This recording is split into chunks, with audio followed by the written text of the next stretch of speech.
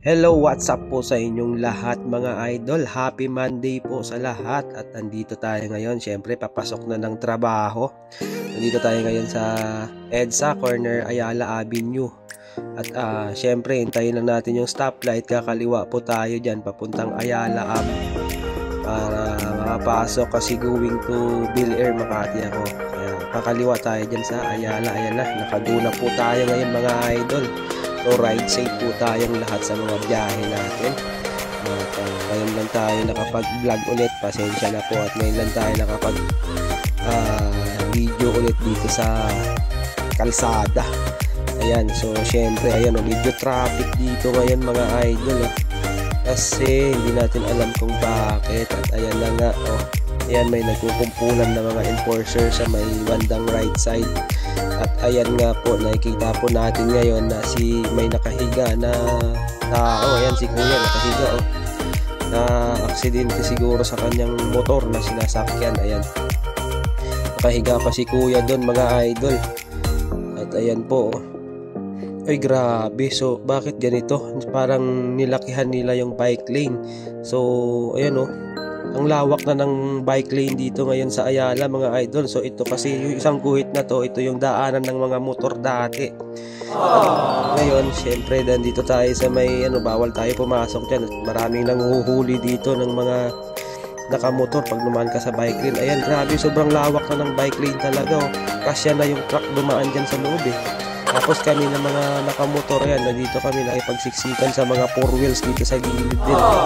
Siyempre hindi na magkasya yung pag nagdumaan yung kotse, hindi na magkasya magkatabi yung motor.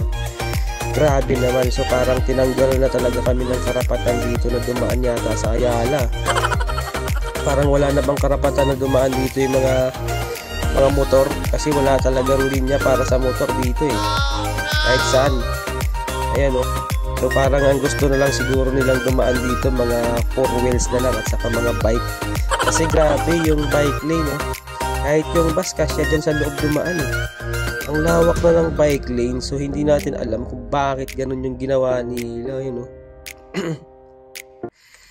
Parang nilawakan nila yung daanan ng mga nakabisikleta. Ay, grabe naman.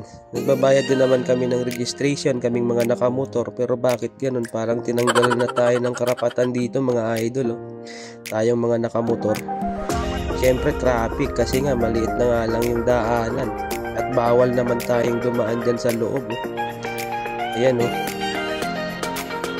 At dito po, nandito tayo ngayon kasalukuyan na binabaybay natin yung Ayala Avenue. At kakaliwa tayo dyan sa may Makati Ave. Ayan mga idol. So ayan po, kakaliwa na po tayo dyan sa may bandang dulo papuntang Makati Avenue. Tapos diretso po ng Paseo de Rojas. Tapos after nyan diretso na yan papunta sa may trabaho ko po. So nandito na tayo ngayon mga idol sa may Makati Ave. At dito naman ay wala naman ng linya ng bike lane dito, kaya diretso na itap po natin mga idol. So doon lang talaga sa Ayala, grabe nilawakan nila yung daanan ng mga nakabisikleta. Hindi natin alam kung bakit at kung ano yung purpose nila. Baka ayaw lang talaga nilang padaanin na yung mga nakamotor doon. Kasi pag pumasok naman tayo mga nakamotor doon sa bike lane, huhulihin naman tayo So pera din yun, sayang din yun mga idol, di ba? Pag nahuli tayo, violation yun. Siyempre magbabayad tayo pag nagtubos tayo ng ating mga lisensya. Kaya mag-iingat na lang talaga tayo sa daan mga idol. Kaya ayan, so wala tayong choice. Para na tayong tinanggalan ng karapatan dito sa kalsada, tayong mga nakamotor. Tulad dito, yun, dito na lang tayo makipagsiksikan na lang talaga tayo dito sa gilid. Kasi wala talagang daan para sa ating mga nakamotor. Ayan, pagpasensyahan na lang natin, kailangan magbaon talaga tayo ng mahabang pasensya. Ayan, para sa ikauunlad ng lahat at ikabubuti ng lahat. So ayan po, at this time may kakanan na po tayo dito sa may Paseo de Rojas. Ayan, so diretso na po yan. At sa dulo po niya, nandyan na po yung aking trabaho. Diyan na po tayo papasok mga idol. So yun lang po mga idol, at mag-iingat po tayo palagi, doble ingat tayo sa mga biyahe natin, ride safe po sa ating lahat mga idol, at God bless po sa ating lahat. Maraming salamat po sa suporta nyo po sa aking mga vlogs. Carlo Villas Vlog mga idol, nagpapasalamat po sa inyong lahat, at ride safe and God bless po sa ating lahat mga idol. Alright, bye-bye. Sunset high and